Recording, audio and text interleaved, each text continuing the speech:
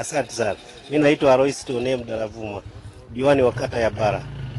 Bana, huyu ni diwani wa kata ya Bara. Leo umekutana na mheshimiwa mbunge wa jimbo la Mbozi na mlikuwa hapa mkizungumza naye. Vipi, umejisikiaje kuzungumza leo na mheshimiwa mbunge wa jimbo la Mbozi, lakini ni kitu gani ambacho umetoka nacho kwa siku ya leo? Cha msingi katika yote ni kutuunganisha katika jimbo hili la Mbozi.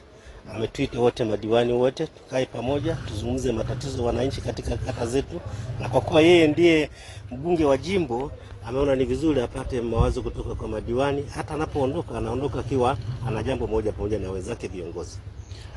Upande wa huyu mbunge ulivyo tazama na kumsikiliza kwa siku ya leo, umegundua kitu gani kutoka kwake mbali na hayo uliyoyazungumza? Nimegundua kwamba anataka uongozi wa pamoja. Uongozi wa pamoja. Unajua kila lililopo katika hii dunia, hasa unapokuwa kiongozi, ni namna unavyoshirikisha wenzako. Asante sana. Kutana na mheshimiwa mbunge wa jimbo la Mbozi siku ya leo na mlikuwa na kikao. Upande wako umetoka na kitu gani?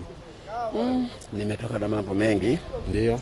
Kwanza kabisa naomba nichukue nafasi hii kumshukuru mheshimiwa mbunge kwa kutuita sisi madiwani. Ana maana nzuri nilivyomuelewa kwamba anapotuita kwanza madiwani sisi, yeye anategemea kwenda bungeni sio muda mrefu, na wanasema diwani ni mwakilishi wa wananchi, mbunge pia ni mwakilishi wa wananchi, na yeye na mimi nimeyapata kwa wananchi namletea yeye, na yeye anayasukuma na yapeleka mbele. Kwa hiyo lengo lake kubwa pia amekuja hapa ili aweze kupata mawili matatu kutoka kwa waheshimiwa madiwani.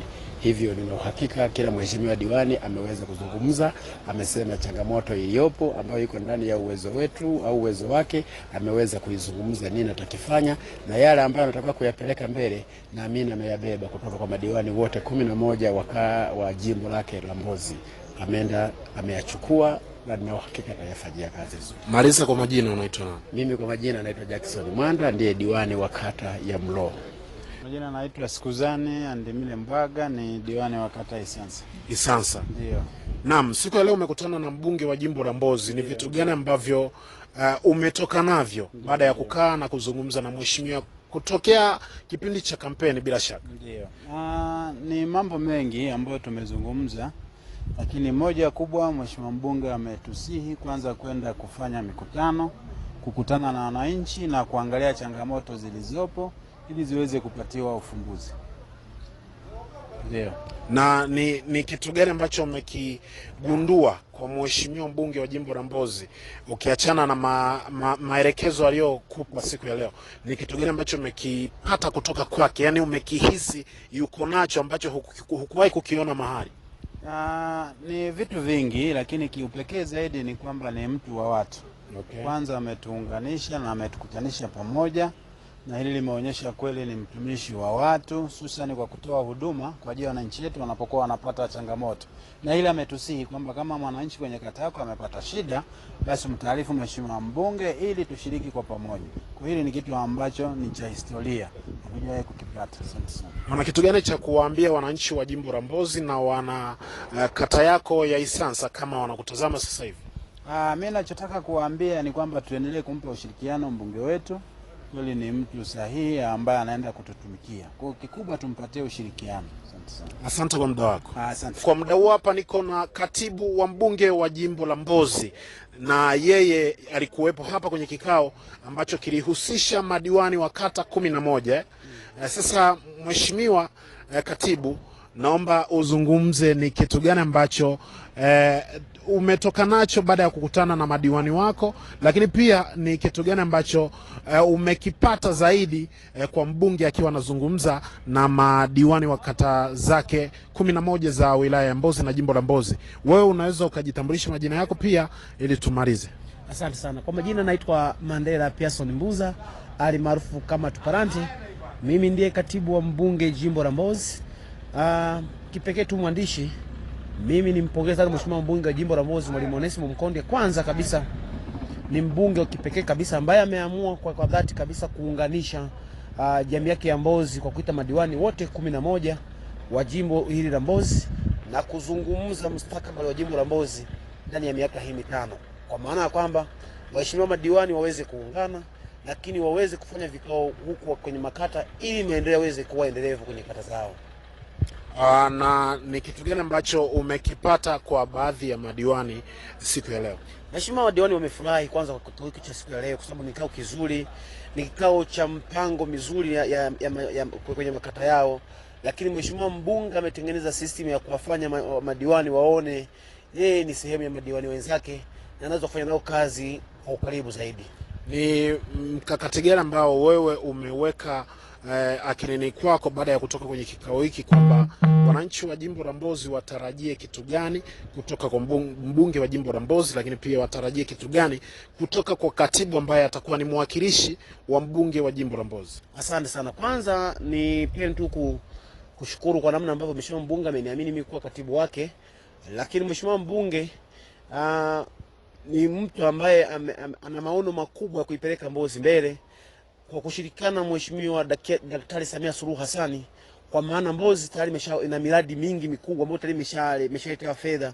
Kikubwa ni kwenda kusimamia, lakini Mheshimiwa mbunge ni mtu ambaye ameamua kwenda kuishi Mbozi kwa maana ya kuikuza kiuchumi kabisa. Mimi nipongeze kwa hilo.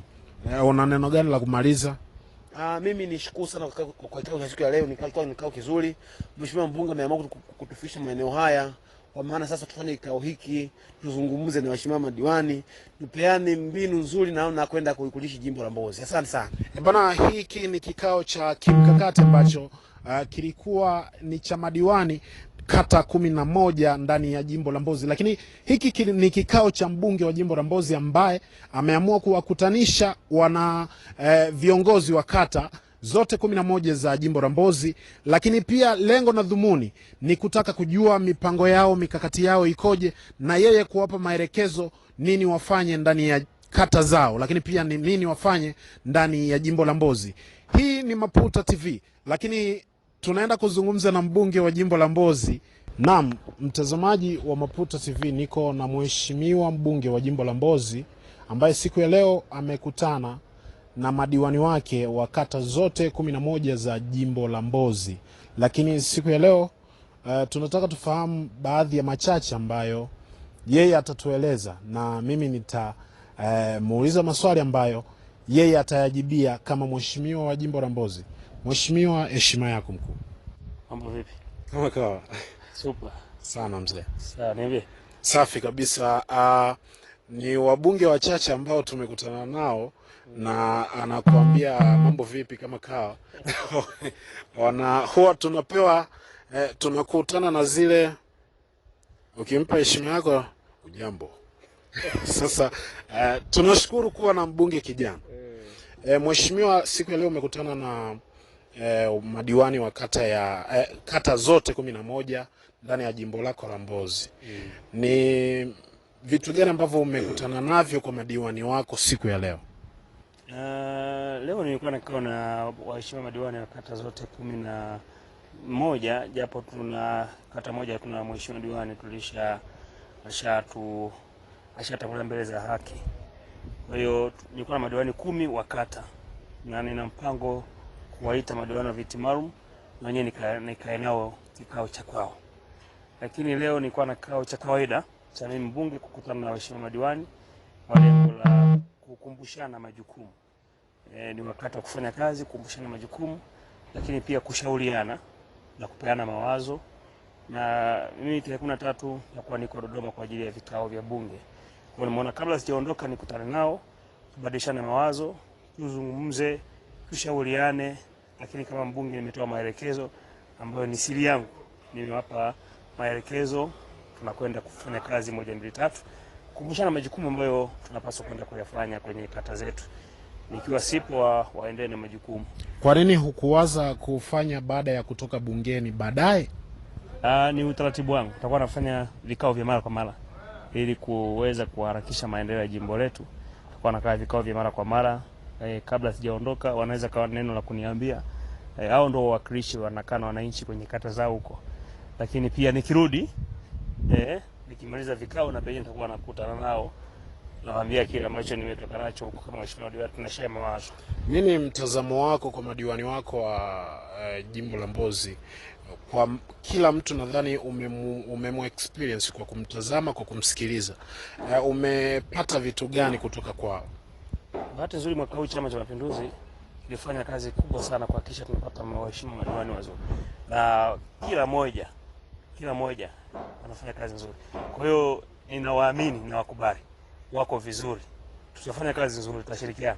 Hakuna anayekupa wasiwasi kwenye kata yote? Hayupo. Mimi nimekutana nao pia, tumeshirikishana, tumesisitizana kuwa na umoja na upendo na mshikamano, ndivyo tutakavyofanya kazi na wao. Kwa kumaliza, Mheshimiwa mbunge wa jimbo la Mbozi, tunatamani tufahamu kwamba nini wakitarajie vijana wa jimbo la Mbozi, na wanatamani wajue kitu kizuri kinaitwa michezo. Utaendelea nacho au itakuwaje? Sasa kama kipindi nikiwa mdau wa kawaida, vijana walishiriki mashindano namna ile, sasa hizi nimekuwa mbunge, nitawaangusha. Kwa hiyo watarajie mambo ya mwezi wa 4 kama kawaida, msimu wa mashindano unakuja. Kwa hiyo siwezi kuangusha, lakini nina mpango mzuri na vijana.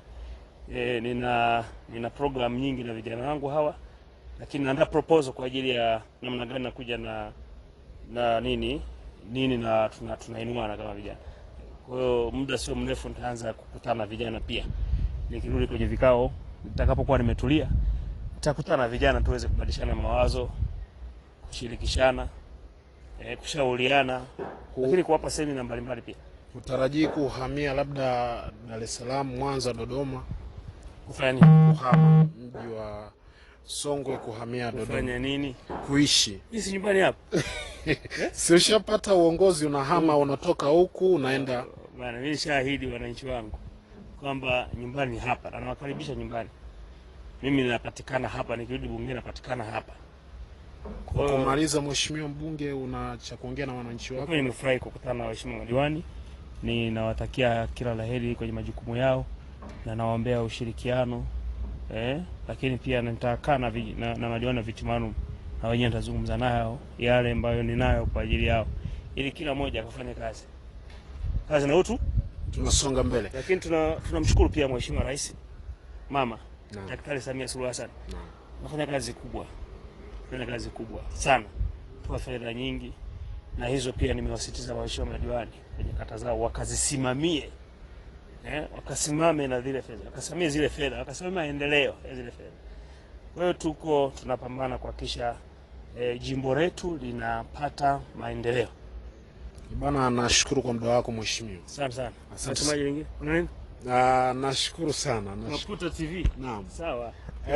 Bana, mtazamaji wa Maputa TV, nilikuwa na mbunge wa jimbo la Mbozi, lakini nikufahamishe wazi kwamba yule mbunge aliyeahidi kwamba hata hama ndani ya mkoa wa Songwe baada ya kupata ubunge, kwamba ataelekea labda kuishi Dar es Salaam, Dodoma, wapi, yeye amesema kila hatua atazifata ndani ya jimbo la Mbozi, lakini pia nyumbani kwao na kwake ni Mbozi. Hii ni Maputa TV.